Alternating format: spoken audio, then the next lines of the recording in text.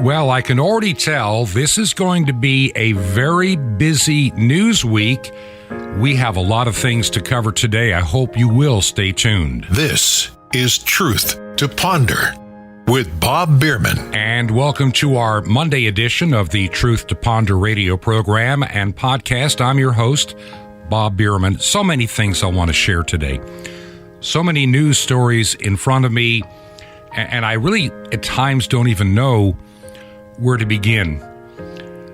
I saw somebody that had written an article, and I don't have it in front of me, but the essence was we are living in a post-truth world. And that individual's right. In anything we've seen happen, the idea of truth and honesty is something that even in our government, in many of our corporations, it's become something that is no longer a part of who we are.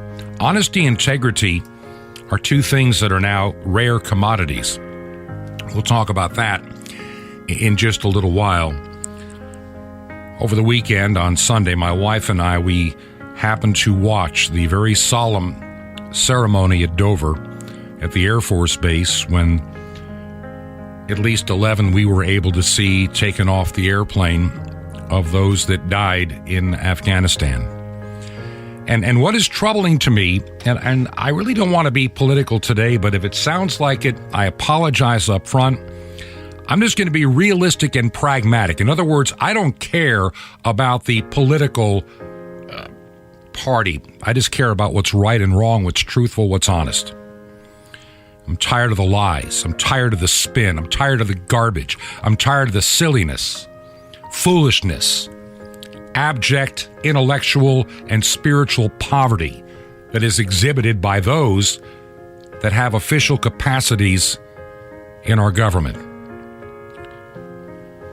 There was no need for those 13 to die. Decisions were made, and they try to give a spin like it was the right thing to do. Decisions were made at the very top to close down the one place in all of Afghanistan that could have been used to safely evacuate people and have control of the situation. We gave it away, along with $68 billion in new equipment. It's $1 trillion base. And nothing, you gotta wonder, what was somebody at the Pentagon thinking? What were they thinking as they watched Taliban people, running around with our Black Hawk helicopters at our air base? Which person at the Pentagon, at the White House, decided to evacuate our forces in the middle of the night out of Bagram and not even tell our Afghan counterparts, oh, by the way, we're leaving? Which person on the Joint Chiefs of Staff thought it was a good idea to get down to so few people, realizing that the entire country since April has gradually been taken over by the Taliban? That's obvious. And did anybody attempt to stop it? Did anybody say you've crossed the red lines that we talked about a year ago? No, they didn't. They just let them keep coming. Somehow we're just going to wander out of here and everything's going to be fine. Then I watched this beaten down old man standing there at Dover with a deer in the headlight look as one flag draped box passed him by.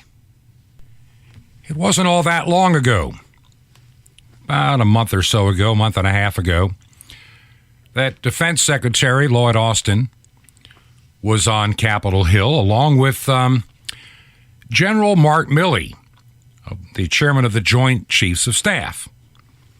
And they were answering questions on extremism and critical race theory. And we hear this mantra, and let's be honest, and I want to put this into a perspective, okay?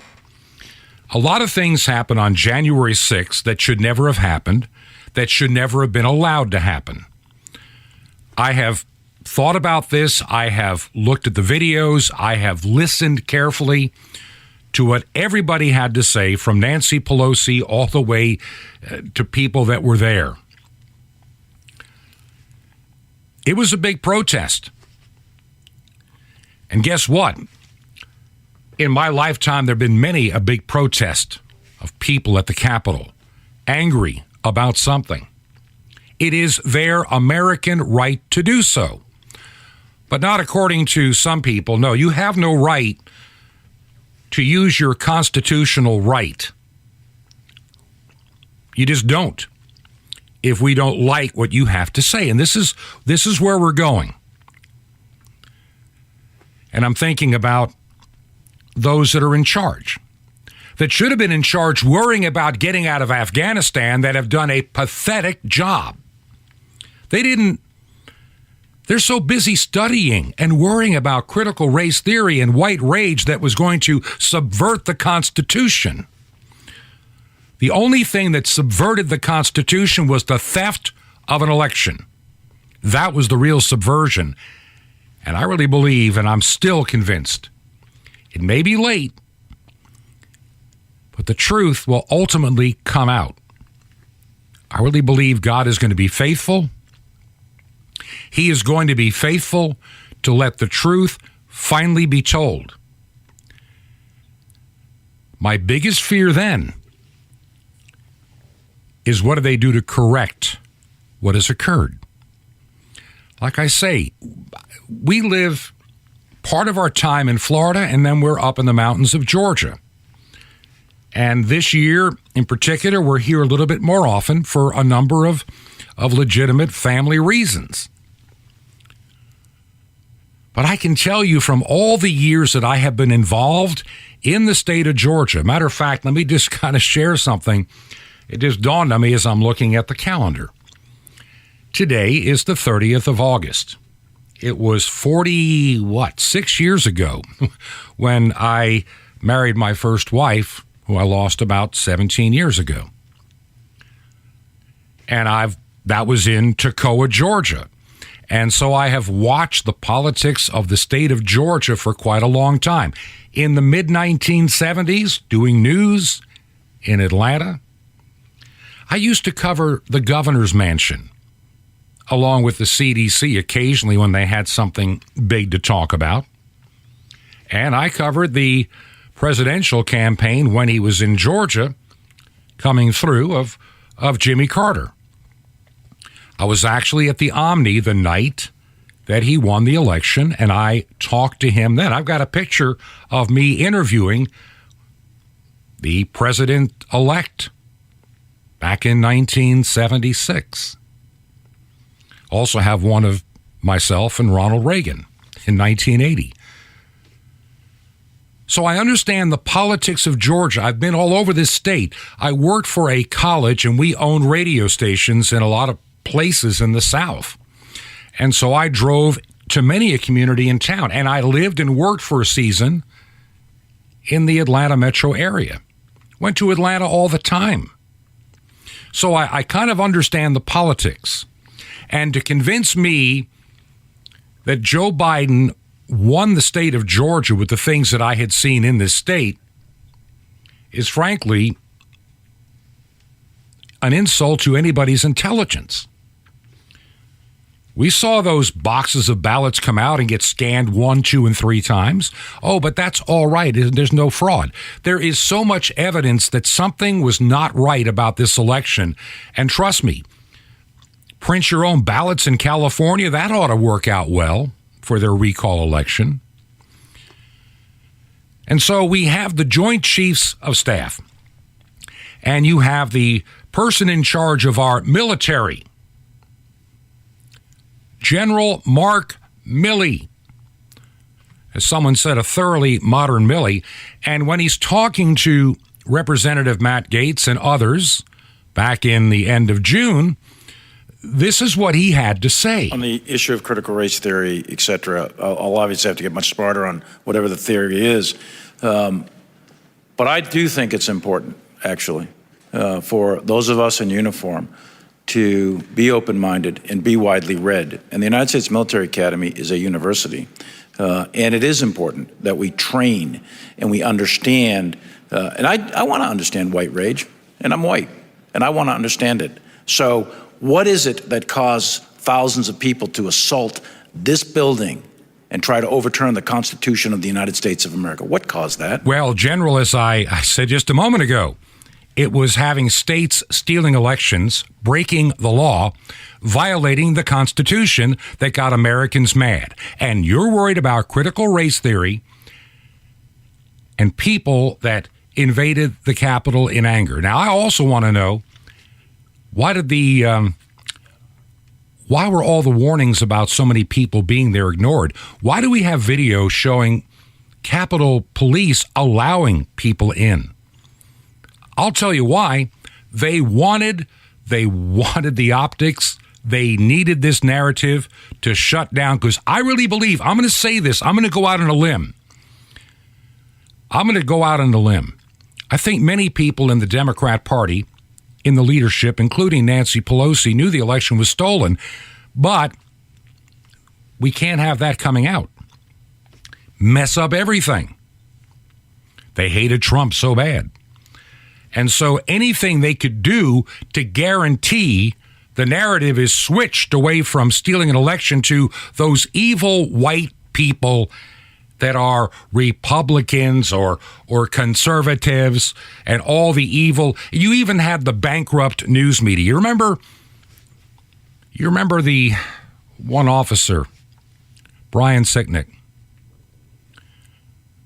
that the media made this outrageous claim. They're really in the shadow of the Capitol, a place where he gave his life's work for the last dozen years or so, and ultimately ended up giving his life during that horrible insurrection on Wednesday. And that was pretty much the narrative, that Officer Brian Sicknick was killed by being beaten up with a fire extinguisher.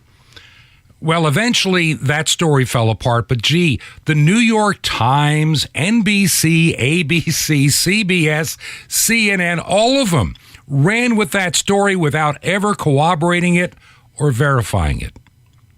But it fit the narrative. You know, those terrible people. Like I say, my issue today is simply this. We have a military that's worrying about all this silliness, and they can't maintain the job they've been supposed to be doing for the past 20 years. And now they've known for, I don't know, about over a year, that our goal is to get out of Afghanistan. And while they're running around with critical race theory hearings and worrying about the insurrection, which was not an insurrection. Right now we have political prisoners that are in their cells in solitary confinement 23 hours a day. They're political prisoners, for crying out loud. Anybody that burned down a courthouse in Portland during the other insurrections where they burned down and took over police stations, they're running around free. These are political prisoners. We have an idiotic, completely bankrupt military that can't do a simple job. And they've made one calculated mistake after the other. You don't shut down the one place in all of Afghanistan that you have control. Bagram Air Base. You've got plenty of land between you and anybody else trying to get there.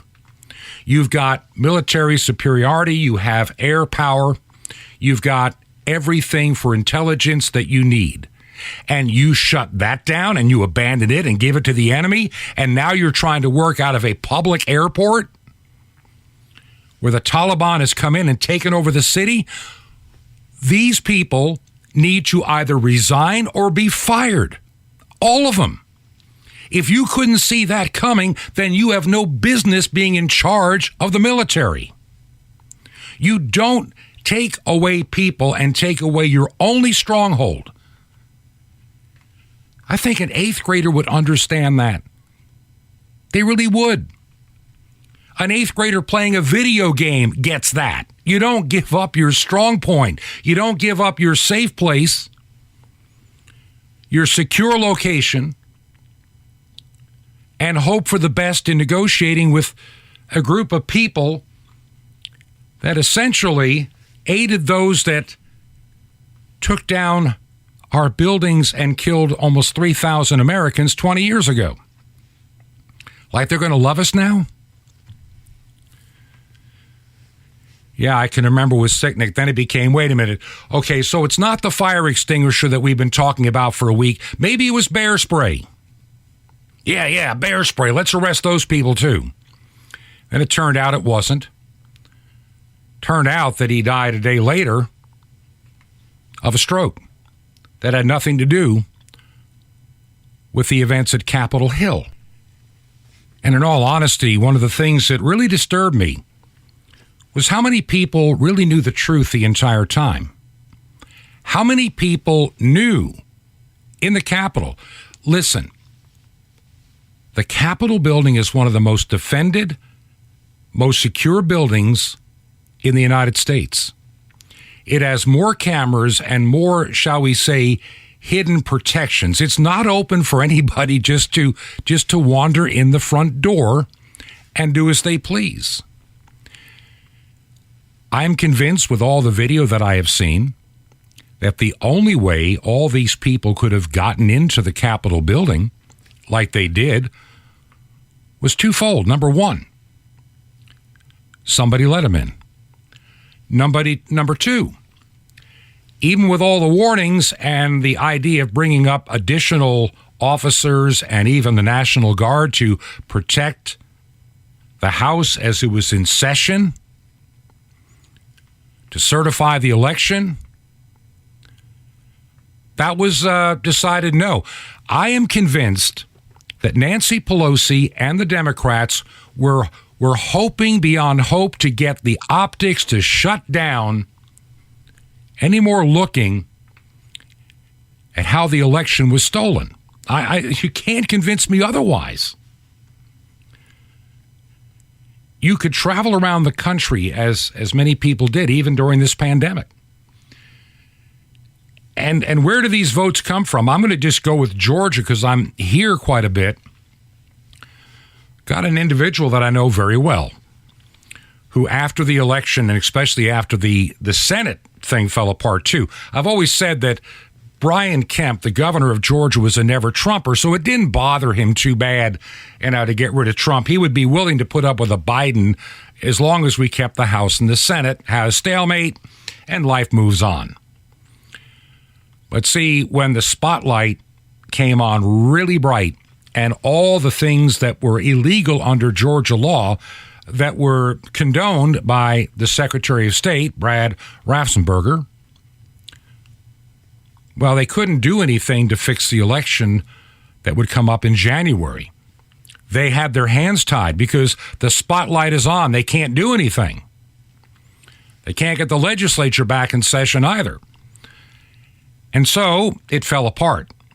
And the 2 Senate seats, and that's another election you can't convince me was legit, 2 suddenly flipped. Something was terribly wrong. It's funny, after all that was said and done and we got into March and April, well, then the legislature, then Governor Kemp signed a bill to fix the election integrity in Georgia. You want to know why? He runs for re-election next year, he and Raffensperger. They can't have this easy ability to cheat, otherwise they're going to lose, and they know it. This is the kind of stuff we're facing in our country today. Election fraud, and then people in government that can't tell the truth. People who, for the only way to describe it, I have so many things in my mind. If I'm just kind of going here and there, kind of bear with me just for another moment as I tie all this together. We are in a world of hurt. I really believe that God's hand of protection is going to leave this nation severely and rapidly and swiftly. We as a nation have dishonored God, mocked his name. It's obvious now when you look at some of the polling data that comes out that the majority of Americans in the United States are no longer believers or Christians, period. End of discussion. And that number is rising rapidly every year. The number of true Christians is rapidly disappearing. People like Nancy Pelosi saying, I'm a good Catholic, though she is so pro-abortion. And doesn't think there's anything that needs to be said. Just leave it alone. That shows a person that has no integrity. If you believe that you are a Christian and you believe in what God's word says, you don't disobey God's word because of your politics. In other words, your politics has become your religion, and your religion of politics will not save you. It has no power to save. And if you think that somehow when you die that some priest will come by and throw some holy water on you to push you into heaven or whatever, don't count on it. A military that can't even do the job of being in the military. Too busy dealing with social matters and issues and getting angry about it, no less.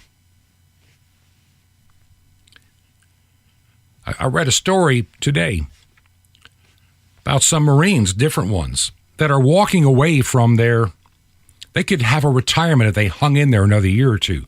But one guy said, I can't do this in good conscience. Our woke military is going to be our downfall. And with what this administration has done, and like I say, this is tying it all together today. There's so many things to talk about. Where's the United States standing in the world today? Didn't Joe Biden say we're going to bring back better? I'm not trying to be political. I'm just saying this is the reality of where we're in. There is no, you can't sugarcoat this. Those other countries that for the past almost 70 years, the North American Treaty Organization, NATO, that held the United States in high regard, are now very angry that we're not keepers of our word. The British can't trust us. That's a relationship we've had literally like a band of brothers since World War I. That's now in peril. The same with our Canadians to the north. The French, anybody else we've dealt with, we have just proven we are an unfaithful partner. You can't trust us.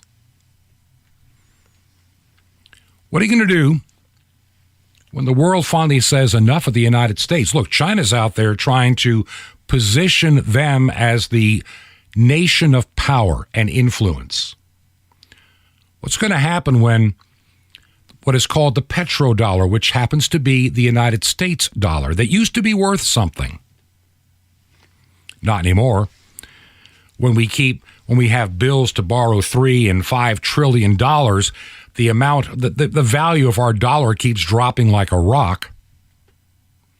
Takes more of them, and you don't get more of them to pay for the goods and services you need. That's the phony fake tax people don't think they have. The government borrows, the value of your money goes down. In other words, you're transferring your wealth to the government to spend it without even being taxed directly. And that's how it works. A lot of people haven't figured that out yet. In my lifetime, look at the amount of inflation. Look at the amount of inflation, let's say, from the 1930s or 1920s, 1940s to the time that I got out of high school in early 1970s and went on to college and school, to what it is today. It's amazing how fast, since we got off the gold standard, the value of our money has gone down. And we keep borrowing and borrowing and borrowing. Someday that loan is going to be called in, and we won't have anything to pay it with, because look at the dollar bill. Back in the old days, it used to say backed by, gold currency or silver, whatever the case may be. Now it just says the good faith and credit. I would hate to see the Experian credit score of the United States right now. Any of them. We start out the program today recognizing the failure in Afghanistan. My heart is breaking for those that were in the way of Storm Ida as it came through New Orleans. And who knows, I record this program in advance to get it distributed. Who knows what we will learn about the storm? Who knows what we're going to learn about Afghanistan before this day is out? Tomorrow is supposedly our last day in Afghanistan as they desperately try to get people out. Too many stories that I'm seeing that are saying a lot of people still trapped and that our evacuation is going to be a dismal failure. And I believe we're going to see a hostage crisis situation the likes this nation has ever seen before. Truth. I started out today talking about a deficit of truth. It is no longer an honored commodity. We are living in a post-truth world. Bible says people are given over to fables. They're given over to, well, idiocy, to be quite blunt, where they do things that they think are right, even though in the eyes of anybody rational, they're totally wrong. Totally nonsensical. Yet to those of the reprobate mind, and this is my point, for those that have given themselves over to the reprobate mind, what they are doing, like giving up a military base, seems like a good idea. What they're doing, giving up all this military hardware, seemed like a nice gesture. And somehow they're going to be nice to us and let us all go to the airport and leave. The Bible talks about the mass delusion. And if you don't believe it, take a good, honest look around you today with many of the things that are coming down the pike. There was a time I could count on media, even local media, to be at least somewhat truthful. And as I review some news stories, I'm going to share a couple of things on the other side of the break. I can't even trust them anymore. Honesty and integrity are now in deficit. The time of judgment of God and tribulation, it's not coming. I think it's here. And as each day goes by, unless God gives us a reprieve, it's only going to get worse. Do you believe in the work we're trying to do here at Truth to Ponder? By the way, I want to be very thankful to God. I had a rough weekend. Friday, after I got the show done, I started sneezing. I didn't know it was hay fever or cold or whatever. Saturday, I was miserable. Yesterday, I didn't know. I felt terrible. And suddenly something said, just get outside for a while. We got out for a little bit, had to get a couple of things. I didn't really want to go out, but I did, and I felt a whole lot better. And then by God's grace, got a good night's sleep last night, woke up, my nose is clear, my mind is clear, I feel great. So I want to thank God for giving me the strength to be before this microphone today. Are you prepared for what's coming? I got a lot I want to share in the next segment. If you believe in the work that we're doing, would you just go to the website and let me know? If you can support us, I'll give you the address toward the end of the program. Right now, we need to take a break, and I'll be right back. This is Truth to Ponder with Bob Bierman. The blessing after not seeing. Shalom Aleichem. This is Jonathan Kahn, the nice Jewish boy, bringing you the riches of your Jewish roots in Jesus. Now, get a pen out as fast as you can so you don't miss out on receiving a special free gift you're going to get and love in a moment. The day is Shavuot. In Hebrew, that is the Feast of Harvest. Always a tremendous day of blessing for the Jewish people, and so much for the apostles, because that feast in Hebrew is called in Greek Pentecost. And that's the same day God chose to bring the blessing of the Spirit, the day of power and joy and all the blessings. But in order for them to see the blessings, they had to wait. Day after day, they had to seek God. And you think every day they're seeking God, and they just waited and nothing happened. First day, nothing. Second day, nothing. Third day, nothing. Fourth day, nothing. A whole day of prayer or seeking God, nothing. Yeah, no, they may have been disappointed or wondering what's going on here. But they kept doing it. They persevered with God, and then the blessing came. Well, the same for your life. You know what? God wants to bless you. But you know what? You have to be faithful. You have to stick through. And the thing is, keep going after you don't see. When you don't see him come through, keep going. Keep going when you're disappointed, because, I found that often it's after you've been disappointed and you keep going with God, you're faithful with him, you press on, that's when the blessing comes. With your life, keep going, keep believing, my friend, keep serving, keep ministering, keep rejoicing, keep giving thanks. Bless him anyway when you see or when you don't see, because he's faithful. You need to be faithful also. The blessing will come in his way, in his manner, in his time. But the blessing will come after you first don't see it come. Keep going, because he will be faithful to you. You be the same for him. Want more? Ask for when he is come. Now, the free gift for you, the mystery of the temple doors, you'll love it, and sapphires with the riches of your Jewish roots in Jesus. Special teachings, updates on Israel, world events and prophecy, and the secrets of strength and victory for every day of your life. How do you get this completely free? Easy. Just remember Jesus' real Hebrew name, Yeshua, and you dial it. That's it. Just dial 1-800-YESHUA-1. You will be blessed, my friend, but call now. That's 1-800-YESHUA-1. Now, I invite you to join me in bringing salvation back to God's ancient nation, Israel, and to the unreached peoples on 5 continents with over 1 billion people. Just call 1-800-YESHUA-1, and you'll be doing great things for the Lord. It's YESHUA-1. Now, how do you write me? Here's the address. The Nice Jewish Boy, Box 1111, Lodi, New Jersey, 07644. It's a Nice Jewish Boy. It's 1111. It's Lodi, Lodi, New Jersey, 07644. Well, till next time, this is Jonathan Cahn saying, keep going, my friend, and the blessing will come in Messiah, Habaracha Elohim, the blessing of God.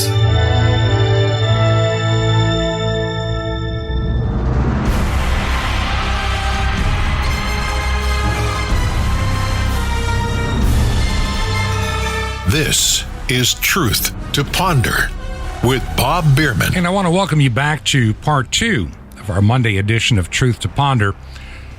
I'm sorry the way my mind just went all over the road in the first segment. Just so many things in front of me that deeply concern me, and I just wanted to get it off my chest, and I apologize if it was hard to follow. But I want to get back to some of the news stories we've been following. It's obvious that we have a deficit of truth in our nation. And that's one of the reasons I chose the name and felt strongly about call the program Truth to Ponder. It's a short commodity. And if you look even at things like the pandemic, the virus, all the angst and anger, I've noticed the media, even local media now, is pushing any story where somebody should happen to sadly pass away in a hospital. The first question is, if it may have been COVID, were they unvaccinated? And if it's true they're unvaccinated, they make a big deal about it.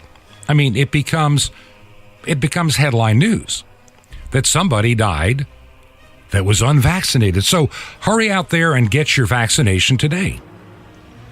Well, there are a lot of things. I over the weekend, I've got to just share this story, and I'm not going to name any names, places, or anything. I noticed there were a couple of stories that had come out in the last, 10 days. 2 people that were anti-quote vaccination, and they came down with COVID and they've died. And of course, the implication is if they had just gotten the vaccine, they'll be alive and well. And a lot of people believe that.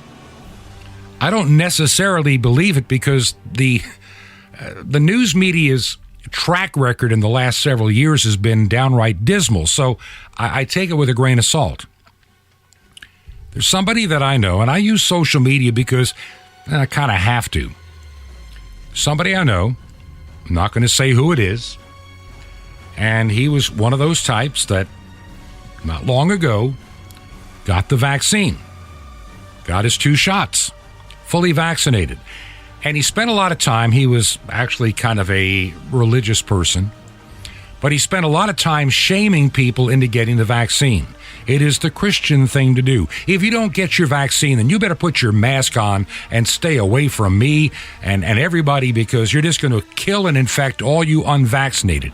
He went on and on and on, just condemning anybody that wouldn't take the shot. And he did. Then he got COVID and now he's dead. Now, will that make the headline news? Somebody that's vaccinated died? Of course not. It doesn't fit the narrative. And sadly, I know more people than I would care to mention that have had the shot and have died for one reason or another. While I know 7, my wife and I were trying to think 7 or 9 people we know of that had the virus and lived without the vaccine. So I'm not saying I'm not saying that's the totality of the information. I'm just saying you're getting a piece of the information, and that's what I find disturbing. Good example. Not long ago, NBC Chicago reported the launch of a VaxVerify, an online COVID jab verification portal for residents of Illinois. Anybody now over the age of 18 can use the portal to check and download their records so they can go to events and businesses that require it. The Illinois Department of Health director made a statement that as more businesses and events and organizations require proof of vaccination, of course, they're getting their arm twisted to do so, Illinois residents will be able to confirm using the VaxVerify. And it goes on and on. Now, here's the problem that I'm going to have with this, besides some constitutional issues. It appears maybe some of your medical and your finances may end up being tied together. See, the VaxVerify portal is using a one-time process through the financial credit score company Experian. A decision that suggests that your medical history and finances being under the same roof with the same company could be interconnected in the future. Now, this is what I'm afraid of. This is what a lot of people talked about, and we got people slamming me. When I said, you wait, there'll be a vaccine passport, people said, you're just a nutty conspiracy theorist. That'll never happen. Well, look all over the world. You can't even go to a grocery store in France unless you're vaccinated. And once again, we don't know the long-term ramifications of how well this will work, and I'll get to that in a moment. It's a risky territory, and here's why. It could become a way to dock paychecks, keep people from getting a job, making them have to pay these quarantine fees. I don't know why. If I got my own home, what's the problem? You know, some people are already talking about denying medical care, canceling private insurance, and you have some politicians, if you don't get the vaccine, suspend their gun permits, suspend their driver's license, deny them any access to a loan, withhold all government assistance, including Social Security and VA benefits, barring them from bars and restaurants, barring them from exercise facilities and hotels, not letting them buy food. This is what it's coming down to. And it disturbs me. See, this vaccine passport becomes a digital ID. Now, I will come out and I will just say it. I do not believe the digital ID, which is going to come, it's going to come. They're not the mark of the beast in and of themselves. But it's amazing how many people are willing to jump on board. I'll get that shot. I'll trust what they're saying.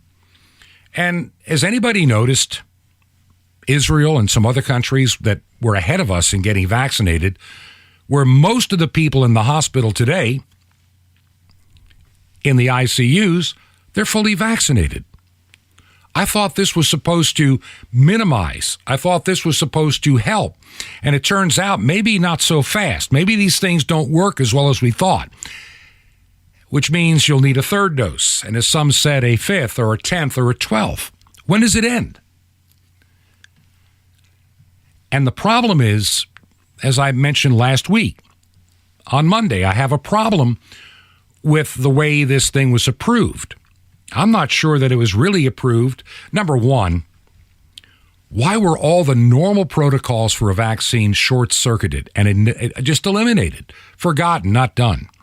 You realize that we are still in the testing phase, and you are, if you took the vaccine, the test subject until 2023. Now, there are a lot of doctors out there that have differing opinions. There are some that are very pro-vaccine, and I take them at face value to the point that I know that they don't want to upset the apple cart.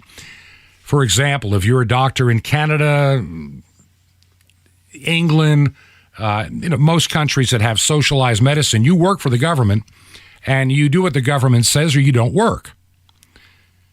So when a Canadian doctor starts saying, I was all pro-vaccine, I started giving my patients this vaccine, and now I'm starting to see people with all kind of conditions that I think are the vaccine, and he's told to shut up or lose your license. But he's seeing it with his own eyes, and he's got like 30 years experience. This is some new territory. But see, if you say that, Facebook suppresses you, Twitter bans you, YouTube pulls it down, doesn't matter. There is a singular narrative. The vaccine is God. The vaccine is salvation. The vaccine will get you back to normal. Hurry up and get the vaccine today. It's not a vaccine passport, my friends, and this is what worries me. Naomi Wolf wrote a book called The End of America, a letter of warning to a young patriot.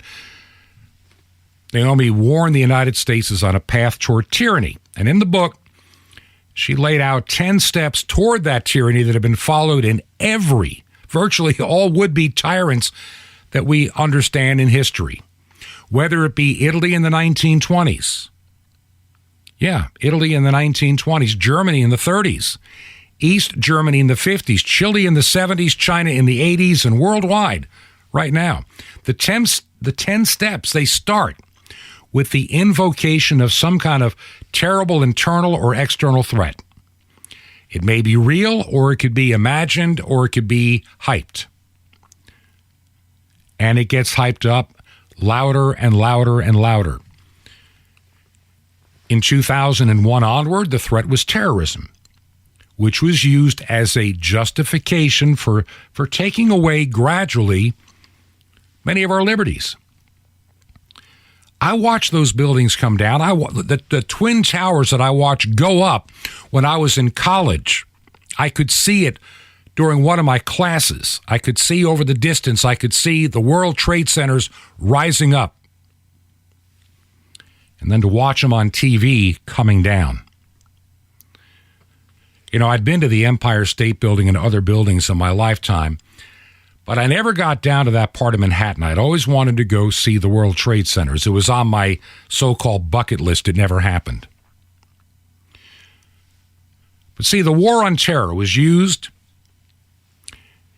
over the years, one little piece at a time, in the Patriot Act and other things, to maybe we can spy on your phone records. Maybe we need to see a little bit more about what you do. Maybe we need information. The war shifted from unknown terrorists to us. And the enemy of the state now includes us. Have you noticed the Department of Homeland Security? If you challenge any COVID-19 restriction or mandate or vaccine, you might be a terrorist.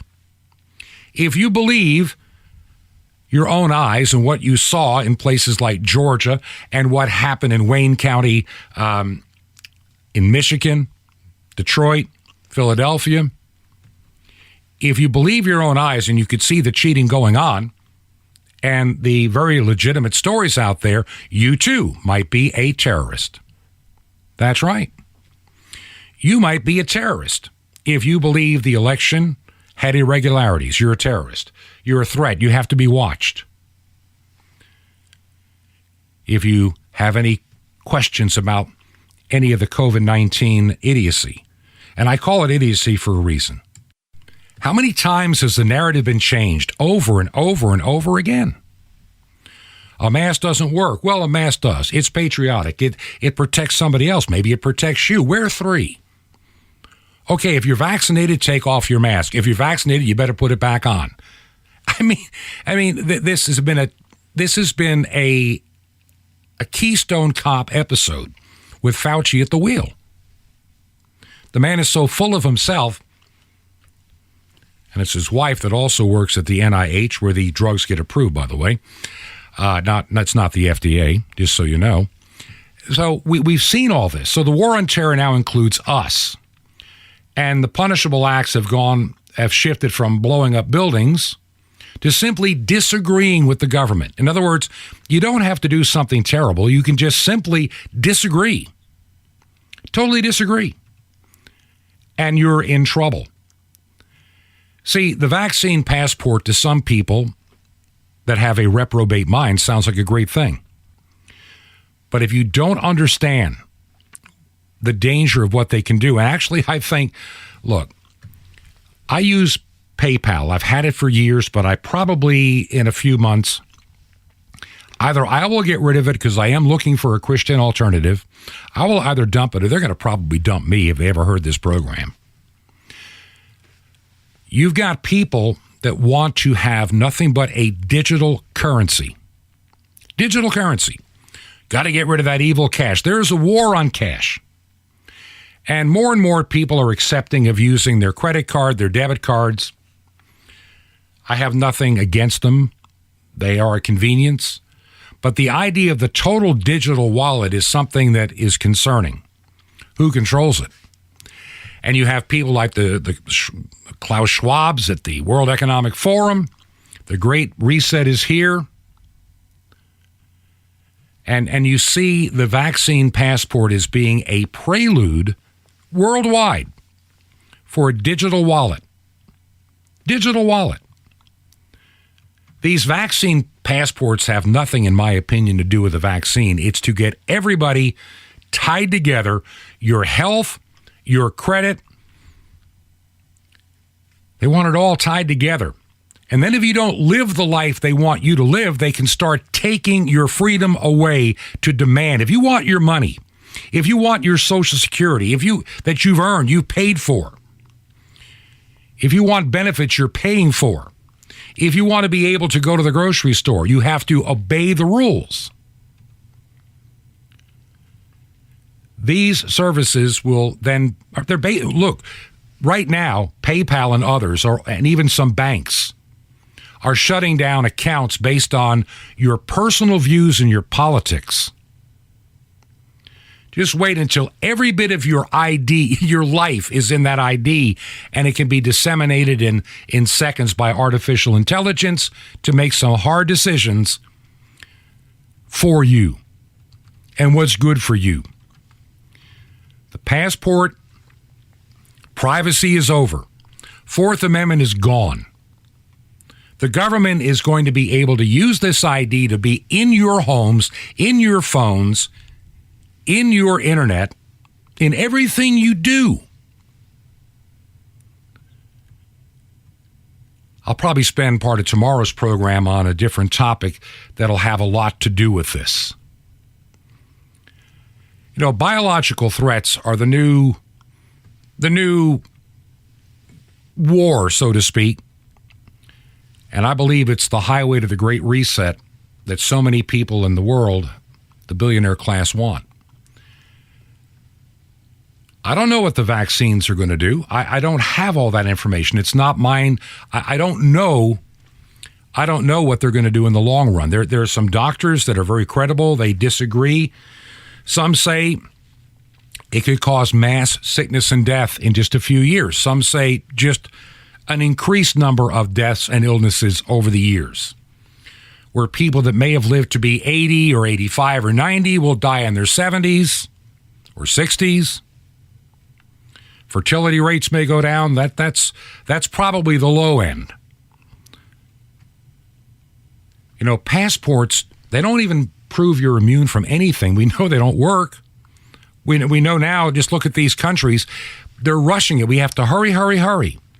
Get back to the passport. We all have to run and get it so you can run out to the bar or the ball game or go to the grocery store or go to a restaurant. Get that passport now. And I thank God for the governors in the United States that are standing up against it as hard as they can. Tomorrow's program, I've got one more topic I want to shift away from. We're going to have to plan for the future as Christians, and I'm not going to have time to get totally into that topic today, but there is something else that I do want to get into. there is another topic that is in the back of my mind. Just to show you, I talked about the depravity that we're experiencing in our country today. I may even share this again tomorrow in the beginning of the program. I know some people can't hear the whole thing, but I ran across this story. And it really, this once again, it shows where we're going and where the reprobate mind is. And this comes out of Cook County, good old Chicago. A Chicago mother cannot see her child until she is vaccinated for COVID-19. Now, she's not an old lady in bad health, but a Cook County judge, James Shapiro, stripped Rebecca Furlet of her parental rights at a child support hearing. Furlet is now she's appealing the court order, saying the judge has no right and no business to strip her parental rights over her vaccination status. And I agree. She can only speak to her son now via a Zoom conference online. She has not seen him for, we're going on, almost 3 weeks. She's appealing the order, saying the judge had no business taking away her parental rights simply because she's not vaccinated. It had nothing to do with what we're talking about at that hearing. In other words, this judge, this reprobate Democrat, you can guarantee it, judge, he fears the virus and has no fear of God. This is what it boils down to. And taking away her son. I mean, the child's father hadn't even mentioned it or raised the issue at all. In this case, the judge just happened to say, "Oh, are you vaccinated?" "No." "Well, you can't see your son until you are." This, my friends, is the beginning of treason. This, my friend, is the beginning of stripping your rights away. This, my friend, is what this vaccine passport is all about. It has nothing to do with the virus.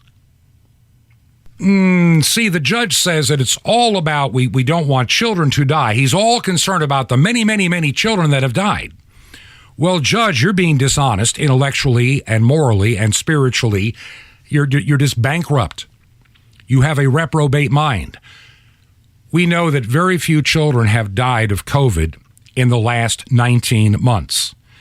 And in virtually, and as far as I know, it may actually be in every case, but in virtually every case, under 400, I might add, in 18 months, these children had things like childhood leukemia, advanced childhood cancers, and their prognosis for even living this long, they wouldn't have been here. That's a sad thing to say, but it's just true. They probably would not have been here, COVID or no COVID. And more people die of the flu every year. Should the judge be mandating everybody get a flu shot? See, this is the kind of single-minded fear and insanity that we're dealing with. But see, that's not the only issue that we're dealing with in our world today. And I want to share this story. And I want you to listen to this one carefully. And I've got the audio to back it up.